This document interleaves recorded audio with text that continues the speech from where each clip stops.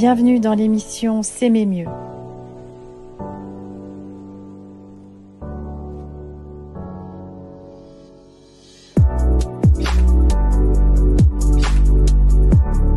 Je te propose un espace d'accueil, d'échange entre toi et moi pour monter en conscience de soi, mieux te comprendre et grandir dans ta relation à toi-même afin d'épanouir aussi ta relation à l'autre.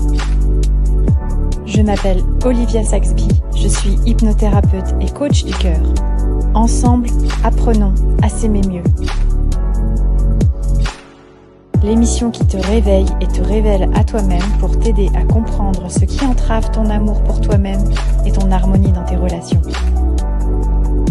Bienvenue dans l'émission S'aimer mieux. S'aimer mieux nous-mêmes pour être en harmonie et s'aimer mieux aussi avec l'autre.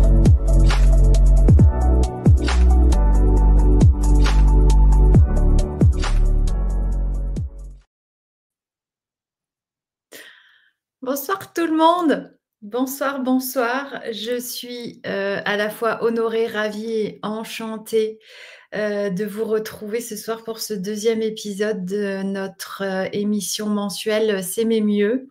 Merci à toute l'équipe On Air Original de m'offrir cet espace. Donc, je suis vraiment ravie de vous retrouver ce soir. Ce soir, j'avais envie de vous parler... bonsoir Marius. J'avais envie de vous parler justement de comment soigner nos blessures du cœur. Donc, on va justement se rapprocher de nous-mêmes pour s'aimer mieux à travers la guérison de nos blessures. Je me présente encore à nouveau pour ceux qui ne me connaissent pas encore. Je m'appelle donc Olivia Saxby. Je suis thérapeute spécialisée dans la guérison des blessures de l'enfant intérieur. Pour cela, j'utilise l'hypnose, différentes techniques de libération émotionnelle. Je travaille en cabinet à La Roche-sur-Foron en Haute-Savoie et également en visio, en dématérialisé. Et ça se passe aussi très, très, très bien. Et donc, mon intention, ma vocation, parce que c'en est une, c'est vraiment d'aider à comprendre et à prendre conscience finalement nos possibilités qui sont finalement, enfin, de rendre accessible la possibilité de tout à chacun de pouvoir régler et soigner nos blessures du cœur pour pouvoir nous aimer mieux nous-mêmes et aimer mieux l'autre, en fait. Parce que moi, c'est ma croyance, c'est un petit peu ce que je me semble avoir vérifié aussi personnellement et dans mes accompagnements, c'est que plus on s'aime soi, mieux on aime l'autre. Et donc, plus nos relations avec les autres sont harmonieuses, paisibles, etc., etc. Et évidemment, plus notre relation avec nous-mêmes est paisible et harmonieuse. Parce que malgré tout, je ne sais pas si vous êtes au courant, mais la personne avec laquelle on passe le plus de temps au monde, du début jusqu'à la fin de notre vie, eh bien, c'est nous-mêmes. Donc, autant faire que ça se passe le mieux possible. En tout cas, c'est ce que moi, je pense que c'est ce qu'il y a de plus fun, en fait, d'envisager qu'on ait une vie joyeuse et heureuse avec nous-mêmes. Bonsoir Altesh, merci d'être là, merci d'être revenu après l'épisode 1. Super. Je suis ravie aussi d'être là de nouveau. Et bien donc du coup, on va rentrer un petit peu plus dans le vif du sujet. Alors, dans les blessures de cœur, il y a un peu plusieurs volets. Alors, je vous invite vraiment à me partager, vous, vos expériences de blessures du cœur, en fait. Comment, alors, sans rentrer dans les détails, il ne s'agit pas de dévoiler des choses trop personnelles non plus, mais peut-être se rapprocher de nous-mêmes. Moi, c'est vraiment mon intention. C'est comment se rapprocher de nous-mêmes en se guérissant nous-mêmes. Parce que moi, en tant que thérapeute, je dis toujours aussi, moi, je ne fais rien, je ne suis qu'un outil à travers lequel passe la guérison. Mais je ne suis qu'un catalyseur de guérison. En fait, on a tous à l'intérieur de nous la capacité de nous guérir. C'est juste qu'on ne sait pas comment et on ne sait pas par où passer, on ne sait pas ce qui se passe et on n'a pas cette compréhension, cette appréhension du s'aimer mieux finalement et d'aller mieux. Donc, mon intention, c'est vraiment de vous guider vers cet espace de nous-mêmes, donc vers mieux se connaître et mieux s'aimer. Mais c'est vrai que c'est encore mieux, du coup, si je prends les gens là où ils en sont aussi par rapport à leur chemin qu'ils ont pu faire avec eux-mêmes. Et donc, dans ce chemin de guérison, de soins de nos propres blessures. J'ai fait bugger parce que j'ai entendu un bruit bizarre, mais en fait, non, tout va bien. Donc, n'hésitez pas à me partager vraiment vos expériences, ou en tout cas, à quoi ça fait écho, à quoi ça fait référence pour vous, le fait d'avoir des blessures de cœur. Donc, comme j'allais un petit peu expliquer, les blessures de cœur, il y a un peu plusieurs types. Globalement, c'est souvent en lien avec un amoureux. Ou une amoureuse, mais ça peut être aussi en lien avec nos parents, parce que nos parents peuvent nous briser le cœur. Ça peut être aussi en lien avec des amitiés, ça peut être en lien, etc.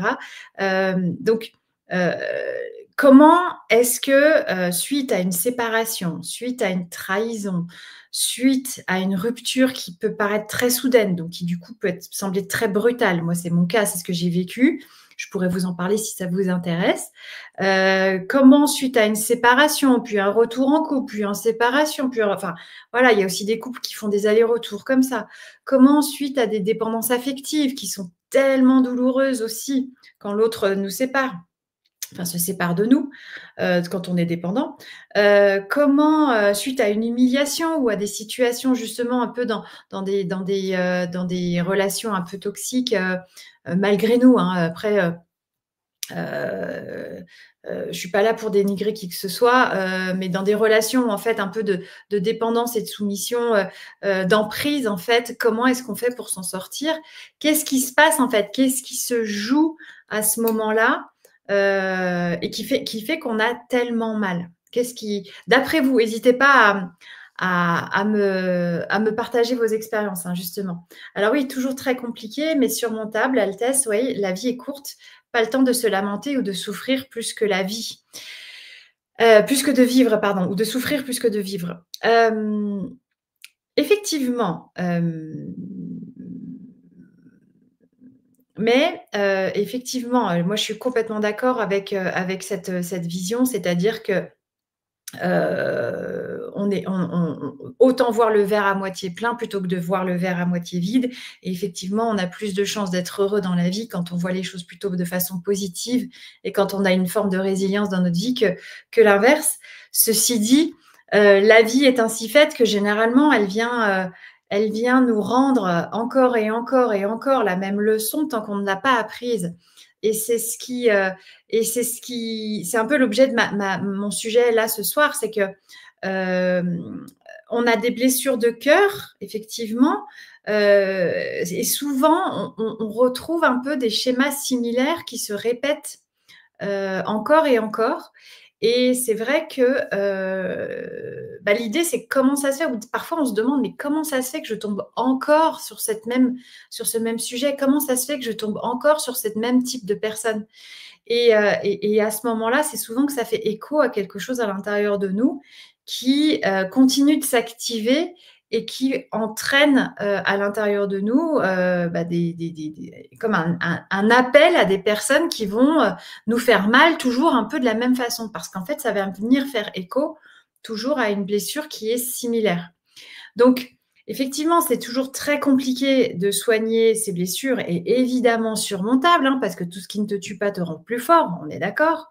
La vie est courte, je suis complètement d'accord. Mais et si finalement on avait la possibilité d'avoir des outils qui font que lorsque la vie nous apporte des difficultés, eh bien, on a la possibilité de les appréhender de façon plus légère, plus joyeuse, sans que ça nous forcément que ça vienne nous toucher profondément. Et en tout cas, et c'est ce que je voulais vous dire, si ça nous touche très profondément, enfin même profondément, c'est que ça vient faire écho à quelque chose à l'intérieur de nous qui est très profond en fait. Et finalement, c'est comme si la vie venait nous rendre une opportunité de comprendre une leçon.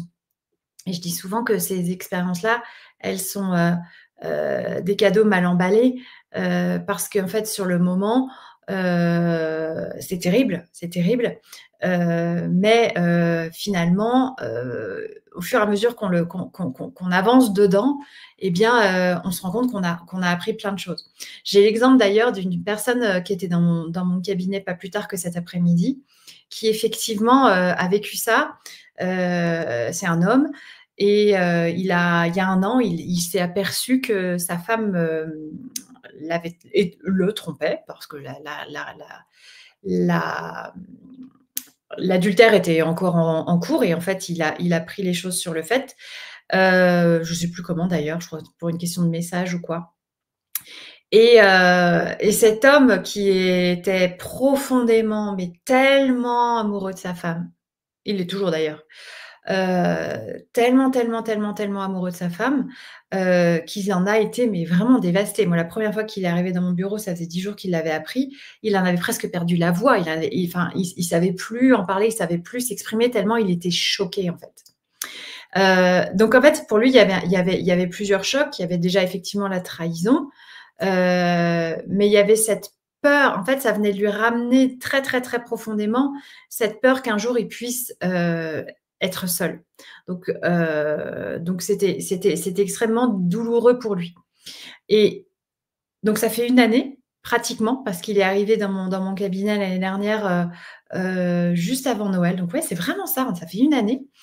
Et au fur et à mesure, on a travaillé, etc. On a travaillé sur la notion d'attachement, et je vais y revenir après, justement, l'attachement, la différence entre l'attachement et l'amour, parce que l'amour ne fait pas mal, c'est l'attachement qui est douloureux. Je vais y revenir. Et en fait, il a tellement cheminé, tellement progressé depuis une année, qu'aujourd'hui, bon, c'est pas qu'il la remercie de ce qui s'est passé, il en est pas là du tout, hein, on est d'accord, mais malgré tout, c'est ce que je lui disais tout à l'heure, il est tellement plus vivant qu'il y a un an. Donc quelque part, c'est assez dingue, en fait, ce que la vie nous envoie en nous brisant le cœur, et que lorsqu'on s'en occupe et qu'on s'en occupe profondément, en se rendant l'amour que l'autre ne nous a pas donné, ou en se rendant l'amour que, en réparant nous-mêmes avec de l'amour pour nous-mêmes, le cœur que l'autre a brisé. Voilà, c'est ça ce que je voulais dire. C'est la vie aussi de souffrir fortement, mais beaucoup moins à force de répétition ou d'expérience. Alors, en effet, ou pas, ça dépend de la manière dont on appréhende les choses, en fait. Et parfois, on s'endurcit. Moi, je vous parle pas de vous endurcir. C'est ça que je veux vraiment, si c'est ce à quoi, tu fais référence, Altesse, parce que, il s'agit pas de, se mettre une carapace sur nos douleurs, sur nos souffrances, et de mettre au fond de notre poche, et de mettre encore un mouchoir et une couverture par-dessus, et puis de l'oublier, en fait. Parce qu'en fait, l'empreinte émotionnelle, qu'un choc, du coup, d'une blessure de cœur nous laisse, ne s'efface pas tant qu'on n'en s'en est pas véritablement occupé en profondeur. Et effectivement, si on s'en occupe, on souffre de moins en moins. Si on s'endurcit, il y a un moment donné, le couvercle, il explose, et ça nous ressaute à la figure, en fait. Comme un couvercle de cocotte minute qui vraiment explose fort. La tromperie, c'est peut-être la pire souffrance. Alors, là encore, pas forcément. Ça dépend de la blessure à laquelle on fait référence. C'est-à-dire que si toi, Altesse, tu penses que la tromperie, c'est la pire souffrance, c'est peut-être parce que justement, toi aussi, tu as une blessure de trahison à l'intérieur de toi, qui fait que du coup, ça vient faire écho très profondément. Et tant que tu ne t'es pas occupé de cette blessure de trahison, eh bien, à chaque fois que tu te sens trompé ou que tu vois de la tromperie, ça refait écho très, très, très, très puissamment à l'intérieur de toi. Et en vérité, c'est pas l'autre qui nous fait du mal, malgré tout. Parce que si c'est juste que l'autre, finalement préfère quelqu'un d'autre que moi, parce que, cette autre personne lui correspond mieux pour X, Y, 1000 raisons que seul l'univers connaît, eh bien, peut-être qu'il ne faut pas que cette personne reste avec moi de toute façon et que cette autre personne a été mise sur le chemin de la personne avec laquelle je suis et il n'a pas pu s'empêcher d'y aller. J'excuse pas, mais peut-être qu'en fait, c'est mon chemin de ne pas rester avec la personne avec laquelle je suis. Donc il m'a trompée, c'est sûr, c'est terrible, c'est horrible, mais finalement, si j'accepte que, finalement, mon chemin avec lui est terminé, eh bien, c'est ma façon d'appréhender cette séparation et cette tromperie qui va faire que je vais plus ou moins être dans un état de douleur et de souffrance. Je reprends, ma petite métaphore, que Lise Bourbeau utilise dans son ouvrage des 5 blessures de l'âme, où, l'expérience, c'est que si j'ai une grande blessure à l'intérieur de ma main et que je serre la main de Pierre et que Pierre me fait super mal, je dis: «Mais Pierre, tu me fais mal là». Mais bon, c'est pas grave, je mets un gant par-dessus parce que voilà, c'est tout, j'oublie. Puis le temps passe et puis je resserre la main de Paul et puis Paul me fait de nouveau très mal et puis je serre la main de Jacques et puis Jacques me fait de nouveau très mal et donc du coup, je me dis: «Mais c'est bon, Pierre, Paul et Jacques, vous êtes que des gens qui me font mal, j'arrête les Pierre, les Paul et les Jacques». Sauf qu'en fait, en vrai, c'est ni Pierre, ni Paul, ni Jacques qui, m'ont fait du mal, c'est parce que je ne me suis pas occupée de ma blessure qui reste grande ouverte à l'intérieur de ma main et que j'ai oublié avec le temps. Et donc, c'est ça en fait qu'il faut comprendre, c'est que pour soigner nos blessures de cœur, il faut soigner la blessure ou les blessures profondes qui sont à l'intérieur de nous et auxquelles nos expériences de vie d'aujourd'hui viennent faire écho, en fait. Euh,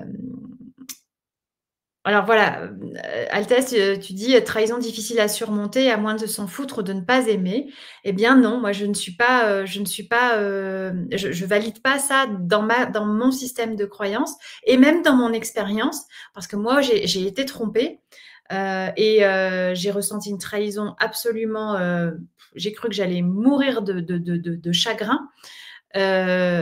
Aujourd'hui, j'ai pardonné. Aujourd'hui, je ne m'en fous, mais surtout pas. Et aujourd'hui, l'amour que je porte à cette personne est différent d'un attachement. C'est quelque chose qui n'est plus douloureux. C'est quelque chose dont je ne suis plus avec la personne. Mais néanmoins, j'ai pardonné. Je suis passée vraiment par-dessus. Enfin, par-dessus. Ouais, pardonner, c'est donner par-dessus. Donner de l'amour en plus. Coucou Cédric, je suis contente que tu sois là. Merci d'être là. Ma plus grosse souffrance a été d'abandonner l'amour de ma vie jusqu'à se réveiller, l'amour de la vie jusqu'à se réveiller de nouveau. Waouh! Alors, est-ce que tu veux bien, si c'est OK pour toi, nous expliquer un tout petit peu plus ce que tu veux dire par là? Parce que comme à ton habitude, c'est évidemment très profond et j'aimerais bien qu'on échange un peu là-dessus. Mais je voudrais juste que tu précises un petit peu le fond de ta pensée, si tu peux exprimer un peu plus autour. Je ne pourrais jamais pardonner ça, Altesse. Et bien si, en fait, c'est là. Et en fait, c'est là le secret de toute, guérison, dans l'absolu. Pourquoi on a mal? Pourquoi on a mal? J'y viens justement. Pourquoi ça fait si mal?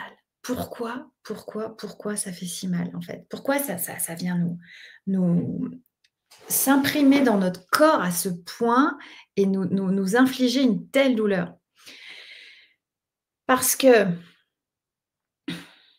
moi, c'est ce que je crois et mine de rien, c'est ce que j'expérimente, au fur et à mesure de ma vie et je crois que c'est ce qui et ça rejoint peut-être ce que Cédric, sous-entend dans le fait d'abandonner l'amour de la vie. Hem, En fait, comme je disais tout à l'heure, c'est pas l'amour qui fait mal. L'amour, l'amour, il est universel, l'amour, il est magnifique, l'amour, il est extraordinaire, l'amour, il est entier, l'amour, il est puissant, l'amour guérit tout. L'amour guérit tout. Et donc fondamentalement, ce qui fait mal, c'est le manque d'amour. C'est pas l'amour, c'est le manque d'amour. OK. Et du coup, pour combler ce manque d'amour dans nos relations amoureuses, puisqu'on parle un peu de nos relations amoureuses principalement, mais pas que en fait. C'est aussi dans nos relations, familiales et dans nos relations, ouais, dans nos relations, souvent, filiales, père-fils, mère-fille et cetera et ça, moi, je le retrouve et je le vérifie aussi beaucoup dans toutes les situations de deuil où les personnes n'ont pas fait un deuil d'une personne. En fait, dans notre construction identitaire, dans notre construction de qui je suis, s'il nous manque quelque chose, on va aller le chercher à l'extérieur. Parce qu'en fait, on ne sait pas. Déjà, on sait pas forcément ce qui nous manque, hein, parce que ça n'a pas été marqué sur notre front, ni à l'intérieur de notre main au moment de notre naissance. Et puis c'est surtout en grandissant au fur et à mesure qu'on se construit avec des manques. Et généralement, bien évidemment, on prend les manques de nos parents, puisqu'en fait, nos parents nous construisent avec leurs manques à eux aussi. Et c'est pour ça qu'il faut s'occuper de notre transgénérationnel. Et donc, en fait, quand on va chercher à l'extérieur de nous ce qui nous manque en termes de volume d'amour, c'est comme si on était un gros camembert avec, qui nous manquait et qu'on n'était pas plein d'amour. Eh bien, on va aller chercher à l'extérieur ce qui nous manque à l'intérieur de nous. Et du coup, à ça, on est attaché, en fait. Si on nous prend ce truc si on nous prend ce truc qu'on a nous-mêmes pris à l'extérieur, si ce truc qu'on a pris à l'extérieur s'en va pour une raison X ou Y, si cette autre chose que nous s'en va, eh bien, ça nous déchire le ventre, ça nous déchire le cœur, ça nous déchire le corps, ça nous déchire l'être, en fait, et jusqu'à potentiellement nous déchirer l'âme. Parce qu'en fait, on a oublié, on n'a pas intégré, on n'est pas éduqué dans ce sens on n'est pas éduqué dans le sens de nous auto-nourrir, nous auto-alimenter, être autonome en amour de nous-mêmes, pour pouvoir mieux donner, pour pouvoir mieux rendre et pour pouvoir mieux être en équilibre avec les autres et non pas être dans des relations où, voilà. Alors ce que je vous raconte là, c'est peut-être un petit peu, ça manque peut-être un peu de concret, mais dans l'absolu, c'est ce qui se passe dans nos relations. En tout cas, lorsque l'autre s'en va, on a l'impression que c'est une partie de nous qui s'en va. Bah oui, parce qu'en fait, on l'a laissé remplir une partie de nous quelque part. Heu, on et quelque part, on lui a laissé prendre une partie de notre pouvoir, de notre «puissance» entre guillemets, notre puissance d'être. Dites-moi si ça vous parle et si vous avez envie d'avoir d'autres explications par rapport à ça. Coucou Aurélie, je suis ravie que tu sois là aussi. Hem, qu'est-ce que est-ce que ce n'est pas le fait de vouloir changer l'autre qui nous fait souffrir? Alors ça, c'est super intéressant Aurélie, merci pour ta question. Parce que, en effet, quand on va chercher chez l'autre, hem et c'est pour ça qu'en fait, on va chercher chez l'autre. On demande à l'autre, indirectement, quand on va chercher chez lui ce qui nous manque chez nous, on va demander à l'autre d'être comme ce qui nous manque. Sauf que et donc d'être comme ce qui nous manque et donc de répondre à un besoin que nous avons. Parce que jusqu'à maintenant, ce besoin, je l'ai, mais je n'ai pas, heu, eu l'autonomie, la «responsabilité» entre guillemets de m'en occuper moi-même de mes besoins. Mais peut-être parce que je me suis même pas posé la question de savoir si j'avais des besoins, hein. Moi, j'ai été comme ça à un moment donné de ma vie. Je savais même pas que j'avais des besoins parce que mes besoins, c'était ceux de l'autre. Moi, j'étais une grande dépendante affective, blessure d'abandon, blessure de trahison, je connais par cœur. Donc effectivement, pour que l'autre, réponde à mon besoin, quel qu'il soit, hein, eh bien, je vais vouloir un petit peu le modeler à ce besoin. Donc j'ai besoin que tu me fasses, X ou Y câlin. Alors là, je pourrais vous en donner plein. J'ai une cliente, qui est pareil ce matin, une personne qui était là, heu, son compagnon, alors elle sort d'une grossesse, donc son bébé a 3 mois. Elle a énormément de charge mentale, et elle gère tout chez elle parce que son mari est commerçant et il est, très occupé par son commerce. Son mari l'adore, mais comme elle est un petit peu survoltée, hem, bon, elle fait comme elle peut, vraiment, elle fait comme elle peut, mais du coup, elle est très tendue et du coup, elle a besoin de son aide à lui. Elle a besoin qu'il la soutienne, elle a besoin.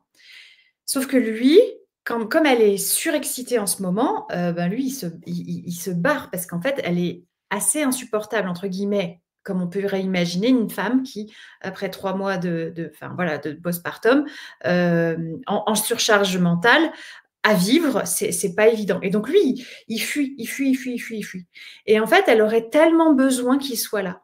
Mais en fait, elle aurait besoin qu'il soit là de telle et telle et telle et telle manière. Alors que lui, bah, il est comme il est, quoi, en fait. Il adore sa femme et ils s'adorent les 2. Mais en ce moment, c'est très électrique. Donc voilà, elle voudrait le changer et en fait, elle souffre effectivement parce qu'elle a pas compris qu'en fait, il fallait d'abord qu'elle compte sur elle, enfin qu'elle redevienne la personne la plus importante de sa vie parce qu'elle est tellement tout azimut avec toute sa charge mentale. Je vous la fais rapide, hein. Elle est tellement tout azimut sur sa charge mentale qu'elle ne s'occupe pas de ce dont elle a besoin, elle, à savoir se reposer. Bref, ça, c'est un premier exemple. Un autre exemple, une autre personne, une femme qui est jalouse, mais maladive, à tel point que dès qu'ils sont dans un lieu public avec son conjoint, elle fait l'inventaire de toutes les filles qui sont dans la pièce. S'il y en a une qui a le malheur d'avoir à peu près le même âge, d'être à peu près jolie, elle va le harceler de questions pour savoir si enfin, jusqu'à la fin de la conversation, si enfin c'est bien elle la plus belle. Donc en fait, elle a besoin que lui dise exactement quelle est la plus belle. Mais lui, enfin, voilà, c'est bon quoi, lâche-moi en fait. Oui, tu es la plus belle, mais enfin bon, on va pas faire ça tous les jours. Bref. Donc effectivement, Aurélie, tu as raison, c'est que et donc elle souffre parce donc les 2 exemples sont un peu différents, mais voilà, elle souffre parce elle demande à l'autre de répondre à un besoin qu'elles-mêmes ne savent pas, qu'elles-mêmes ne savent pas auxquelles elles-mêmes ne savent pas subvenir finalement, parce qu'elles n'ont pas conscience de ce besoin. Donc, effectivement, quand l'autre ne répond pas du coup à la demande, parce que l'autre il est comme il est en fait et c'est même pas cool de lui demander de changer, pour répondre à un besoin et en plus, alors c'est doublement pas cool. C'est pas cool pour lui parce qu'en fait, on lui remet dans les mains, la responsabilité: «Tiens, un cadeau, c'est toi qui dois t'occuper de mes besoins». OK, et puis alors surtout si tu peux t'en occuper comme exactement moi j'ai besoin que tu t'en occupes, hein. Donc, comme tu es devin, n'est-ce pas, bien sûr, tu vas tout de suite savoir comment moi j'ai besoin exactement que tu subviennes à mes besoins et en plus c'est pas cool pour moi finalement non plus. Surtout en premier lieu parce que, je remets à l'autre les clés et la responsabilité de mon bonheur. Mmh. C'est pas tout à fait OK en termes de souveraineté personnelle. Ah, la souveraineté, c'est un mot, moi, en ce moment, entre la souveraineté française et tout ça, donc je suis une petite âme. Souveraineté. Soyons souverains dans notre propre royaume, chez nous, à l'intérieur de nous et subvenons à nos propres besoins. C'est hyper important que nous soyons suffisamment, autonomes et responsables pour, nous nourrir nous-mêmes, en amour de notre, voilà. Cédric, merci de préciser. Refuser de vouloir vivre par punition, se couper de la source pour ne plus vouloir voir la beauté de l'amour. Oh. Oh, ça a dû être dur ça. Mmh. C'est chaud, hein, ce que tu dis, j'en ai des frissons. Bah, je comprends que c'était ta plus grosse souffrance. Je comprends que c'était la plus grosse souffrance parce que, c'est terrible, c'est terrible. Heu Mais tu vois, tu y es pas parvenue. Tu y es pas parvenue parce que la vie coule en toi et que finalement, heu, il y a quelque chose qui t'a réveillée, comme tu l'as dit justement, jusqu'à me réveiller de nouveau. Heu, mais il y a eu un déclencheur, non, j'imagine, de couper la source pour ne plus vouloir voir la beauté de l'amour?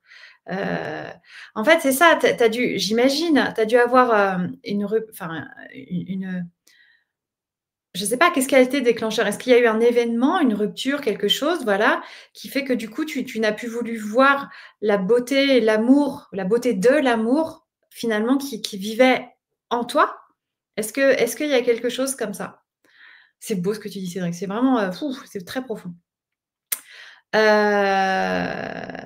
Une blessure du cœur peut être aussi un non-dit et l'impossibilité de pouvoir dire à une personne ce qu'on a sur le cœur positivement ou négativement. Tout à fait, tout à fait. Alors, ma question, Altesse, c'est est-ce que le non-dit est la conséquence d'une blessure de cœur ou est-ce que le non-dit peut être l'origine ou la cause d'une blessure de cœur? Tu vas me dire les 2, mon capitaine. En effet, possiblement, parce qu'il y a certaines personnes qui ont du mal à s'exprimer. Il y a certaines personnes qui ont du mal à verbaliser ce qu'ils ressentent pour 2 raisons. Les 2, mon capitaine, exactement. Pour 2 raisons. La première, c'est que parfois, elles ont du mal déjà à ressentir et c'est pour ça que c'est hyper important, de passer du temps avec soi, de passer du temps de qualité avec soi. Comme je vous disais tout à l'heure en préambule, hein, on est quand même la personne avec laquelle on passe le plus de temps de toute notre vie et en fait, ne pas passer du temps de qualité avec soi, c'est comme si vous étiez dans un tout petit micro huis clos, grand comme un placard, avec votre meilleur ami et en fait, vous lui adressez pas la parole de la vie. Et alors que votre meilleur ami, donc la personne évidemment qui vous connaît le mieux, c'est une métaphore, hein, que j'utilise là, mais ça va vous parler. Donc dans ce placard-là, donc vous êtes genre super proche, alors vous pouvez pas vous ignorer vraiment, mais vous vous ignorez quand même. Donc il y en a un des 2 qui souffre, hein, forcément, parce que l'indifférence, c'est terrible. Et puis, et du coup, il y en a un qui a toutes les réponses et l'autre qui veut pas les entendre. Et puis il y en a aussi un qui a toutes les souffrances qui les porte et qui est capable de les verbaliser à l'autre, plus ou moins, facilement, mais qui quand même a les réponses et l'autre qui veut pas les entendre. Et donc du coup, ça c'est la première chose. Donc, le fait de ne pas passer du temps avec soi, c'est limitant pour pouvoir justement faire monter en conscience de ce qu'on ressent déjà et de ce qu'on a à dire. Et puis après, donc la deuxième étape, c'est effectivement réussir à l'exprimer. Et parfois, on peut avoir grandi dans des contextes. Je vous parle un peu de mes expériences de retour de clients. Et puis même moi, ça a été un peu mon cas aussi. Mais bon, pas. Bref, retour d'expériences diverses et variées. Où simplement on apprend dans des contextes familiaux à juste, un, ne pas exprimer nos émotions si on est capable de les ressentir, et deux, juste de rien dire, quoi, parce que ça se fait pas de parler des émotions dans certaines familles, parce que c'est comme ça. Et donc du coup, le dire, notre inconscient, il a intégré qu'en fait, on ne dit pas, on ne parle pas, et donc aller à l'encontre de ce qui nous a été inculqué, déjà ça suppose aussi de se souvenir qu'on nous a inculqué ça et après ça suppose de se dire: OK, je vais au-delà de ça et du coup, je me permets de parler». Donc c'est vrai que parfois, effectivement, le fait de ne pas dire, d'avoir du mal à dire, ça peut déjà être une cause d'un problème. Enfin, pardon, l'origine en fait, du problème et puis après effectivement ne pas dire, ça peut causer du mal à l'autre parce que, dans ce cas, il peut se sentir trompé simplement parce qu'on ne lui a pas dit, parce que, ne pas dire, c'est déjà une première amorce du mensonge, quelque part. En tout cas, moi, ça m'est arrivé à plusieurs reprises, notamment, assez récemment, peu importe, qu'effectivement une personne me cache vraiment ce qu'elle ressent et ce qu'elle vit à l'intérieur d'elle et au moment où elle me l'annonce et puis elle me sort ça comme un espèce d'énormes trucs qu'elle me pose là, avec beaucoup de colère parce qu'en fait, elle est en colère contre elle, en plus, cette personne, de ne pas pouvoir verbaliser le truc et donc du coup, quand ça sort de façon hyper brutale, hyper violente. Donc double effet ski school, non seulement tu te prends la colère de la personne, mais en plus, tu te prends le contenu en fait, où elle te dit qu'en fait, il y a rien qui va et là, la douche, elle est froide et ça, effectivement, je te rejoins complètement, Altesse, ça peut faire vraiment très mal, de se recevoir ça. Mais moi, je me suis sentie trompée dans ce cas-là, quelqu'un d'autre aurait pu juste se dire: «Oh OK, en fait, ta colère, d'accord, mais elle m'appartient pas, hein, c'était à toi, de gérer, ta colère en fait, aussi, en fait. On n'est pas toujours responsable de l'état émotionnel de l'autre, hein, et c'est pas toujours facile de faire le discernement, mais souvent, on s'approprie aussi les émotions des autres. Donc effectivement, moi, j'ai pris ça comme une trahison, le fait qu'il ne m'ait pas dit ce qu'il ressentait depuis tout ce temps. Mais derrière, en fait, n'importe qui d'autre aurait vécu ça comme, j'en sais rien, peut-être une injustice, par exemple, parce que c'était pas juste de ne pas être honnête, sur le point de vue de l'honnêteté. Moi, c'est la trahison parce qu'en fait, il m'a menti. Voilà, donc après, c'est là où ça fait écho finalement et chacun une situation identique va être perçue de façon, d'autant de façons qu'il y a de personnes, alors que les faits sont les mêmes. Je ne vais pas les percevoir de la même façon que toi, Altesse, que de la même façon que Cédric, ou de la même façon qu'Aurélie, ou de la même façon que je ne sais pas qui d'autre, ou Marilus, parce que à chaque fois, ça va venir faire référence ou pas à quelque chose que j'ai déjà vécu, que mon cerveau a déjà, entre guillemets, «connu». C'est comme si à l'intérieur de nous, on avait plein de petits tiroirs et c'est comme si on avait plein de petits tiroirs et que en fait, quand une expérience surgit, ça vient ouvrir un petit tiroir dans lequel il y a soit, quelque chose de merveilleux avec des petites fleurs et que du coup tout est merveilleux parce qu'en fait, voilà, soit, déjà une douleur, ou une souffrance ou une blessure déjà active dont on ne s'est pas occupé et du coup ça fait bing bing ricochet et là paf, ça explose et du coup là, c'est là que ça fait mal. Donc finalement, l'autre, quand il vient nous offrir un cadeau comme ça, parce que c'en est un, c'est une opportunité pour nous de gérer et alors quand je dis gérer, c'est de digérer justement, digérer cette douleur et surtout de nous rendre à nous-mêmes l'amour. Alors c'est un peu spécial, c'est un peu spécifique. Moi, je le fais en état modifié de conscience, pour, justement aller voir l'origine de la blessure originelle, donc l'origine de la blessure initiale pour pouvoir, la pardonner. Parce qu'en fait, finalement, j'arrive à me pardonner et à pardonner ce qui s'est passé aujourd'hui si j'arrive à le pardonner complètement, si j'arrive à pardonner la blessure originelle parce que je dis n'importe quoi, heu, mon papa ou ma maman, m'ont trahi parce que, j'avais l'impression que, ils faisaient plus de compliments à mon frère qu'à moi. Par exemple, truc très, très un peu vécu quand même pour vous dire et finalement, bah, ça tient peut-être qu'à ça et si je pardonne à mon papa ou à ma maman très profondément parce que quand j'avais 4 ans, mon petit frère aîné, qu'il était magnifique et merveilleux et que du coup, lui, il avait tous les compliments et que moi, ça m'a pris ma place et que je me suis sentie trahie ou abandonnée et bien ça, c'est à moi d'aller le guérir avec ma petite fille intérieure et que de faire ça, ça me permettra d'aller pardonner la personne, qui m'a fait du mal aujourd'hui et qui ne m'aurait pas dit toute sa vérité, par exemple, pour vous donner un petit exemple, concret. Est-ce que ça vous parle tout ça? Dites-moi dites-moi si vous avez envie, besoin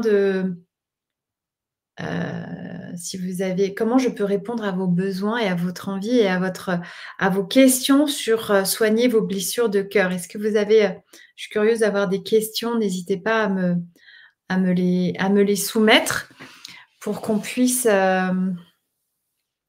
pour que je puisse répondre et rebondir le cas échéant. Hem, donc on a vu la différence entre l'attachement et l'amour. Donc l'attachement, en fait, quand j'aime une personne et qu'elle me quitte, non, pardon, recule. Quand je suis avec une personne, quand je vis en couple avec une personne et que celle-ci me quitte, il est possible que je l'aime, sans aucun doute, je n'en doute pas.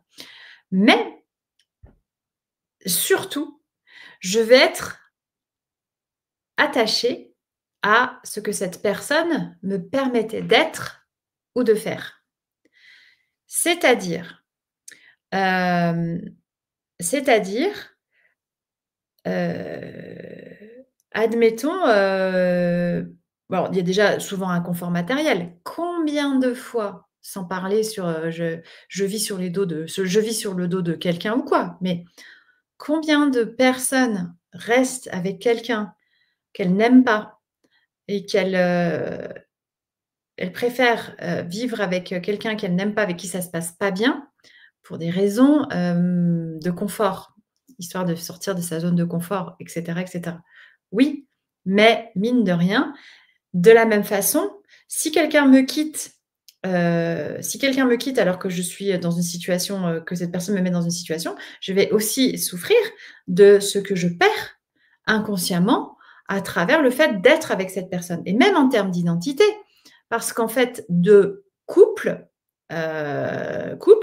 et ben, je deviens plus qu'une seule personne et donc je n'ai plus la même identité au regard de la société, au regard de nos amis, au regard de ma famille et cetera et cetera. Et donc il y a aussi et c'est pour ça que c'est difficile de vivre des séparations et cetera, parce que ça me fait changer d'identité.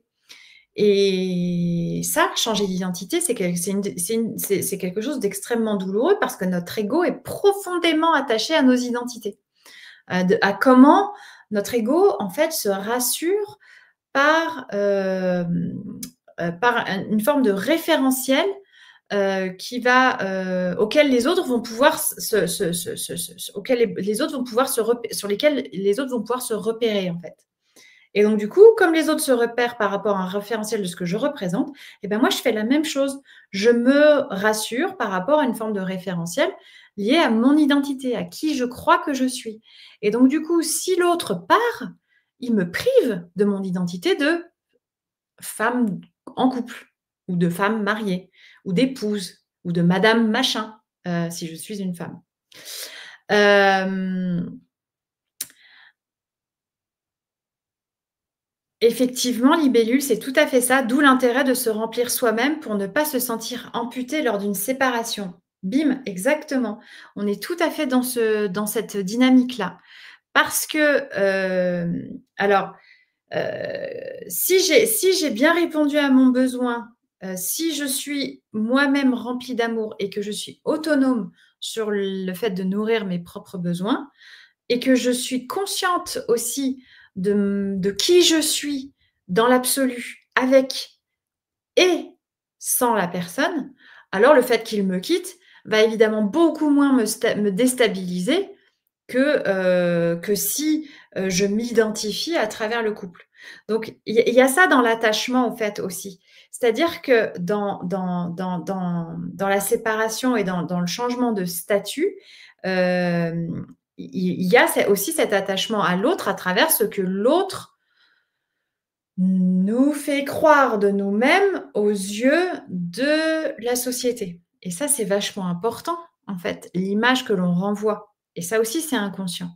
Parce que j'ai besoin du coup, de garder un statut, j'ai besoin de peut-être, me maintenir, voilà, d'avoir l'air, comme il faut, et que c'est mieux d'être en couple ou je ne sais pas quoi, ce qu'on peut avoir comme croyance ou comme besoin par rapport à ça. Hem,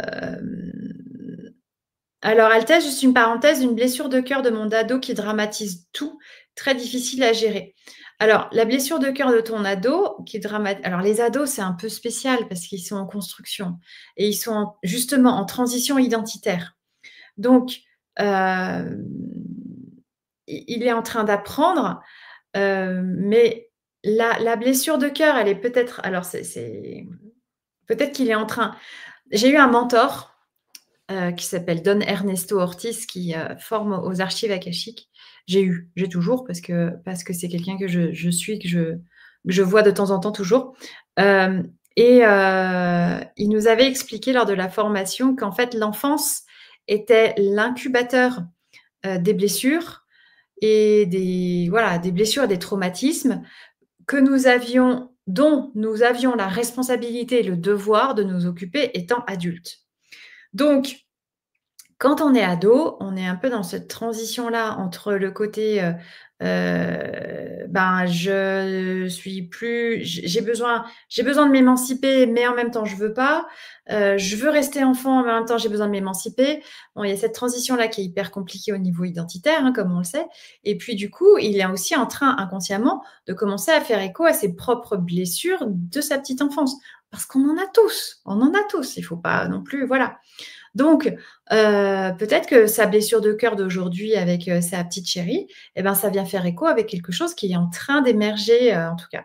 Et moi, tout ce que je t'invite à faire, c'est vraiment lui apporter, de la, de la sécurité, en fait.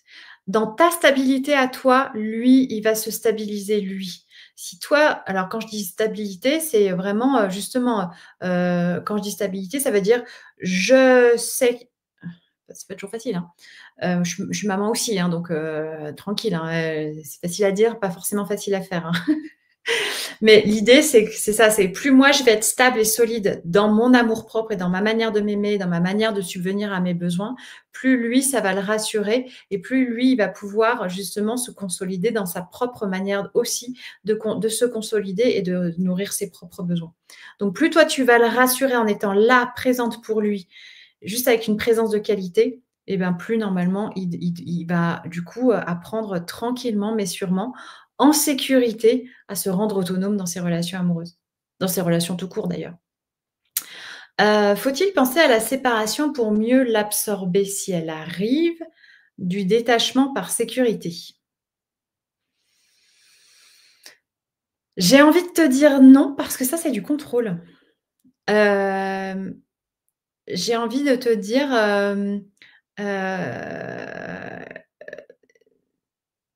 alors, penser à la séparation pour mieux l'absorber si elle arrive, enfin, en fait, si la séparation, elle est là, c'est par toi. Si tu fais durer le plaisir, si tu fais durer le plaisir, ou en tout cas parce que pour rester dans ta zone de confort, tu as peur de te séparer et donc du coup, tu fais une une petite esquive d'anguille pour éviter la séparation. Bon, bah, déjà ça aussi, c'est une forme de contrôle quelque part malgré tout. Hem, bah, là, c'est reculer pour mieux sauter.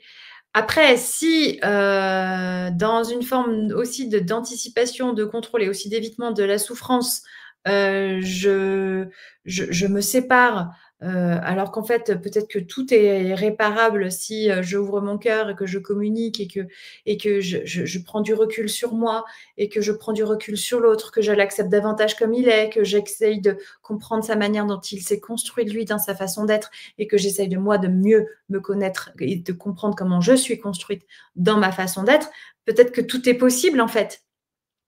Et du coup, ce serait ne pas vivre ce que tu as à vivre. Donc je sais voilà. Je sais pas, dis-moi ce que ma réponse t'évoque, Altesse. Dis-moi ce que ça t'inspire. Parce que, du détachement par sécurité, après, se détacher, c'est se détacher, heu, pour se détacher, il faut guérir nos blessures. Il y a pas 50 000 chemins. Pour aimer sans attachement, il faut se libérer de nos blessures parce qu'il y a que l'attachement qui fait mal. Donc en fait, si tu veux te détacher par sécurité, ça veut dire que finalement tu maintiens la douleur. Enfin, je le vois comme ça. Donc non, j'aurais envie de te dire par sécurité, guéris tes blessures en profondeur et du coup, ensuite, le détachement, en fait, c'est quelque chose c'est comme, c'est comme un nuage qui s'évapore, en fait. C'est comme de l'eau qui s'évapore. C'est quelque chose qui se dissipe automatiquement, le détachement. C'est pas quelque chose alors oui, on va dire, on coupe des liens, mais dans l'absolu, c'est vraiment quelque chose qui se dissipe et qui disparaît. C'est pas quelque chose qui se veut, enfin, Si, c'est quelque chose qui se souhaite, mais je ne sais pas si vous avez compris ce que je veux dire. Vous me direz si vous avez besoin que je précise ça et si oui, comment.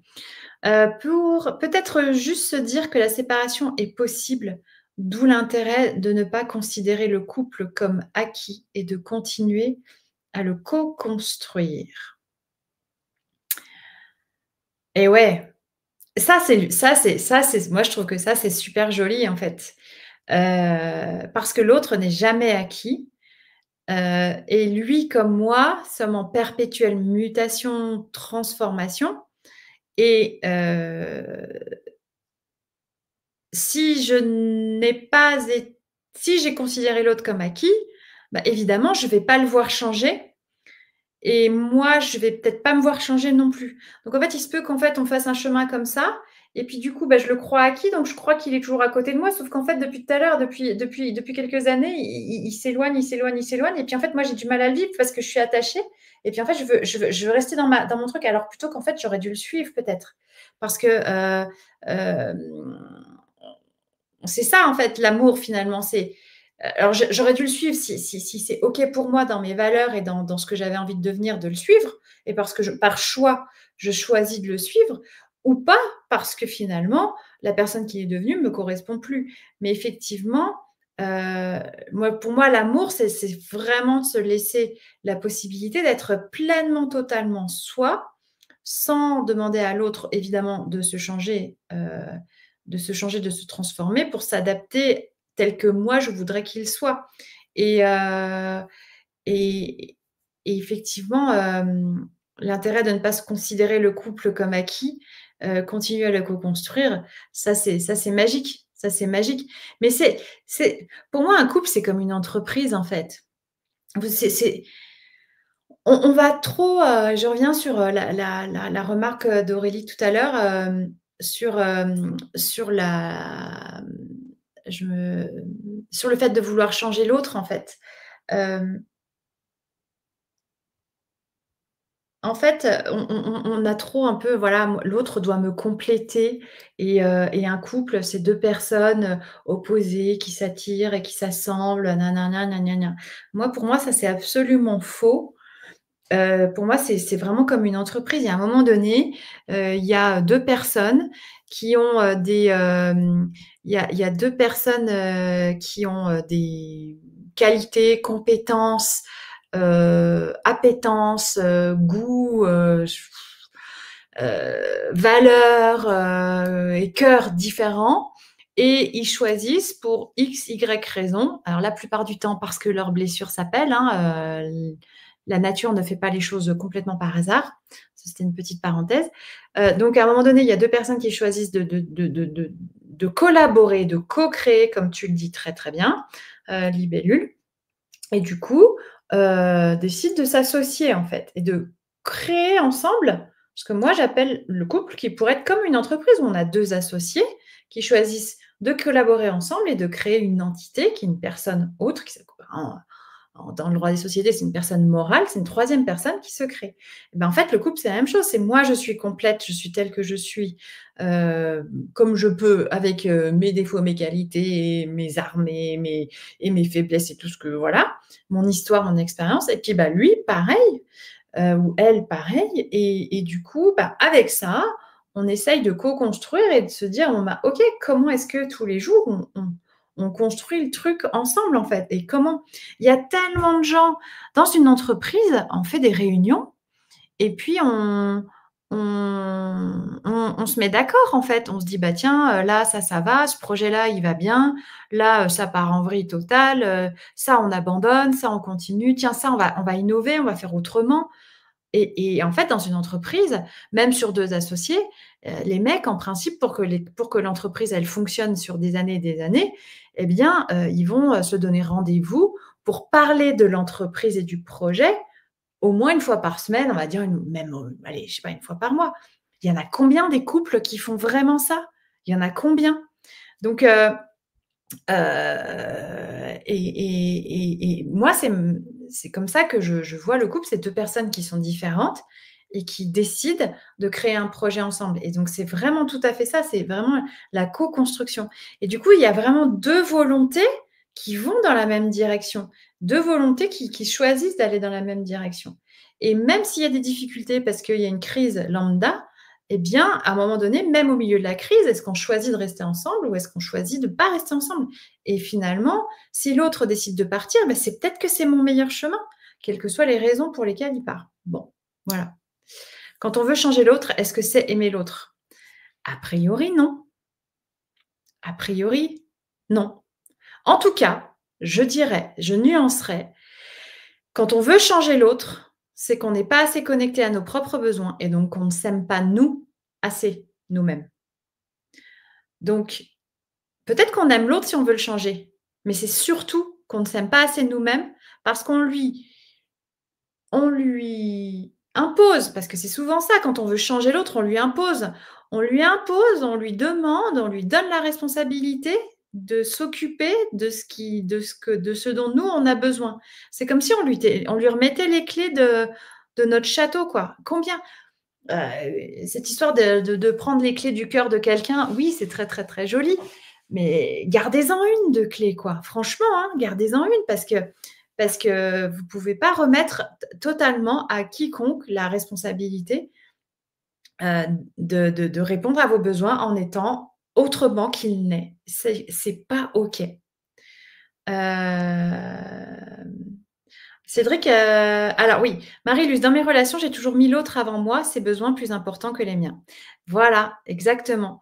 Donc là, Marie-Luce, toi, tu étais en train d'expérimenter justement ce que c'était de découvrir tes besoins, savoir qu'est-ce qui était important et te remettre au centre. En fait, c'est ça, hein. Et c'est pas être égoïste que de se remettre au centre de sa vie, hein. C'est pas être euh, c'est pas être égocentrique, hein. Moi, pour moi, on doit s'occuper la moitié du temps de nous-mêmes exclusivement, complètement, et l'autre moitié du temps des autres. Parce que quand je me connais dans mes besoins et que je sais les nourrir, dans l'absolu, hein, attention, hein, je ne veux pas moraliser ni rien, hein, on fait tous comme on peut, attention. Mais dans l'absolu, plus je me connais, plus je réponds moi-même à mes besoins, plus j'ai d'énergie, de disponibilité, de temps et de présence de qualité à l'autre. Ça, c'est mathématique, automatique. Alors, Cédric, tu dis pas en phase avec libellule sur le point, et donc le point qui est le fait de penser quelque chose amène la vie à te l'accorder. Et donc, du coup, tu parles de quoi, Cédric, en l'occurrence? Si tu peux préciser par rapport à quoi le fait de penser quelque chose amène la vie à te l'accorder. Oui, ça, là, tu es dans la manifestation, je suppose, mais en quoi tu fais le lien avec ce que disait penser que le désaccord ou la séparation nourrit cette création. Là, toujours, j'ai pas. C'est pas avec Altesse, justement, le fait d'anticiper la séparation. Penser que le désaccord ou la séparation nourrit cette création. Quand on veut changer l'autre, est-ce que c'est aimer l'autre? Non, c'était avant. Pour être juste, se dire que la relation est possible, d'où l'intérêt de ne pas considérer le couple comme acquis et de continuer à le co-construire. J'ai pas tout saisi. J'arrive pas à faire le. Mais ok. Ok. Alors, et c'est là où justement, dans le cadre d'une entreprise avec 2 associés qui décideraient d'aller dans le même sens, c'est là où le désaccord justement nourrit la relation et permet d'avancer et d'aller plus loin et de et de et de créer, en fait, tout simplement. Et de créer à 2 ce qu'on a envie de donner, comme vision, comme voie à cette entreprise. Merci, à tous et à toutes pour votre présence. Si je nourris ce qui me grandit, je pourrais le partager ou le donner avec qui je souhaite rayonner. Et oui, alors ça là-dessus, effectivement, d'où effectivement le fait, d'exprimer un désaccord. Moi, je vais nourrir un point de vue, l'autre va nourrir un point de vue et du coup, ça va justement, cet échange ce partage de points de vue va pouvoir effectivement nourrir et faire grandir, à la fois soi-même, parce qu'on s'est exprimé et parce que du coup, on va le rayonner, on va l'attirer, on va le manifester et à la fois, du coup, le couple. C'est trop beau, j'adore Cédric. Faudrait qu'on fasse un live tous les 2. Je sais pas si ça te dit, mais ça pourrait être super sympa. Faudrait qu'on se trouve un thème. J'aimerais bien ça. On se redit ça. Du coup, il est 21h, mes amis. Si vous n'avez pas d'autres questions sur justement comment soigner ces blessures de cœur, je ne sais pas j'espère que j'ai pu vous apporter. N'hésitez pas à me partager d'ailleurs, soit dans les commentaires ou sinon. Vous pouvez me contacter. Je vous donnerai un peu mes liens, mes réseaux juste après, mais n'hésitez pas, si vous avez des questions complémentaires, à me les soumettre. Ce sera avec grand plaisir que je pourrai vous y répondre. J'espère que j'ai pu vous apporter une forme d'éclairage qui est le mien, hein, qui est mon modeste éclairage, mon modeste point de vue. Bon, il se trouve que quand même, avec un petit peu d'expérience en accompagnement thérapeutique, il y a la plupart de ces concepts et de cette vision des choses permet de transformer pas mal de choses dans le cœur des personnes que j'accompagne. Donc, c'est pour ça que je me permets de les transmettre. Mais ça ne reste que mon point de vue et chacun voit la vérité exactement là où il la ressent. Donc, ça, c'est super important, hein, de bien garder, voilà, de prendre ce qui vous parle et de laisser, bien évidemment, à chacun la liberté voilà, moi, je n'impose rien. Un peu comme la colère de tout à l'heure, en fait. Hein. C'est pas parce que l'autre en face de moi, il est en colère qu'en fait, je suis obligée de le prendre personnellement et en fait, de considérer que je dois la prendre, cette colère, et même si elle peut être blessante, en fait, bah, peut-être que c'était la sienne de colère. Donc, pareil pour les croyances et pour les choses que je propose. J'ai eu grand plaisir, c'est passé comme un clac, cette petite heure ensemble. Grand plaisir à passer du temps avec vous. On va se retrouver assurément dans le courant du mois de janvier. Je vais repréciser la date avec Sofiane très rapidement pour que nous puissions vous informer de la prochaine date. Ça pourrait être, voilà, on se redit très vite. Et puis, si vous voulez me retrouver, donc moi j'ai un groupe sur Facebook qui s'appelle Les Cœurs Connectés. Je suis la personne la plus importante de ma vie, dans lequel je vous invite à me rejoindre, dans lequel je partage justement, je fais aussi des lives sur plein de thèmes en lien justement avec les relations à l'autre, sur la dépendance affective aussi, sur la souveraineté personnelle, sur tout un tas de sujets divers et variés. C'est un espace qui se veut assez privilégié. Voilà, je vous fais des petites vidéos par-ci par-là. Je fais aussi pas mal de témoignages de mes prises de conscience aussi à moi. Et puis voilà, c'est un espace pour vraiment se déposer.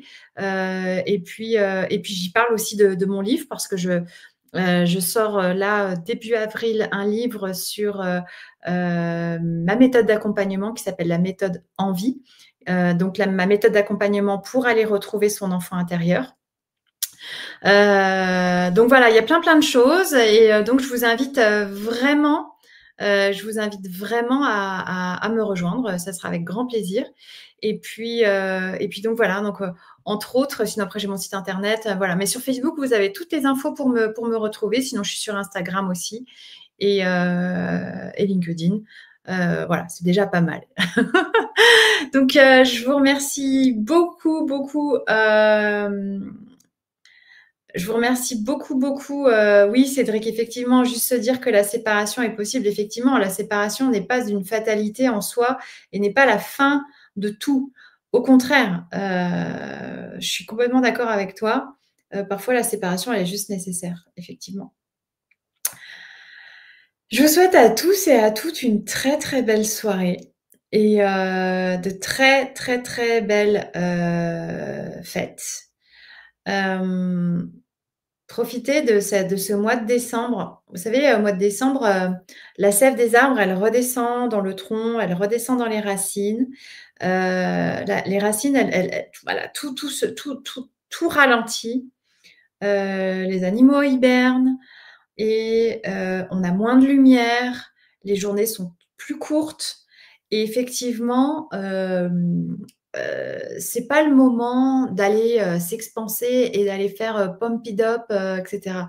C'est vraiment enfin, si on suit un peu, finalement les saisons tout simplement, parce qu'on est des êtres, surtout, à la base, issus, de notre terre qui donc, nous donne des saisons et la saison d'hiver, c'est vraiment une saison qui est faite pour se ressourcer, se recentrer et voilà, je vous invite simplement peut-être à suivre cette saison et d'hiver et à vous ressourcer au maximum pour pouvoir justement, une fois le printemps arrivé, commencer à développer de nouvelles fleurs et commencer à nourrir, de nouvelles énergies avec cette sève qui se sera vraiment bien ressourcée dans le ventre de la terre et donc dans notre ventre à nous, à l'intérieur et hem et et je pense que c'est vachement important, c'est très, très important de savoir s'octroyer ces moments-là à soi, de passer plus de temps avec, notre meilleur ami qui est nous-mêmes, là, coincé dans ce petit placard, qui est notre corps en fait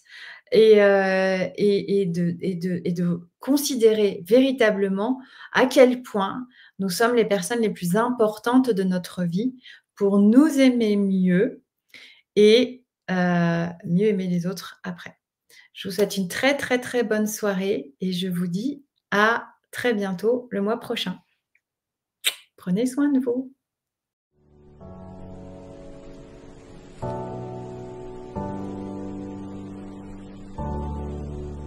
Bienvenue dans l'émission S'aimer mieux.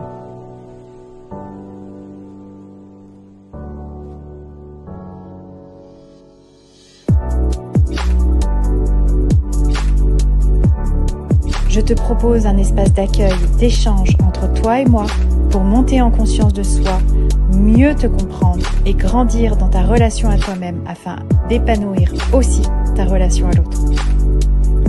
Je m'appelle Olivia Saxby, je suis hypnothérapeute et coach du cœur. Ensemble, apprenons à s'aimer mieux.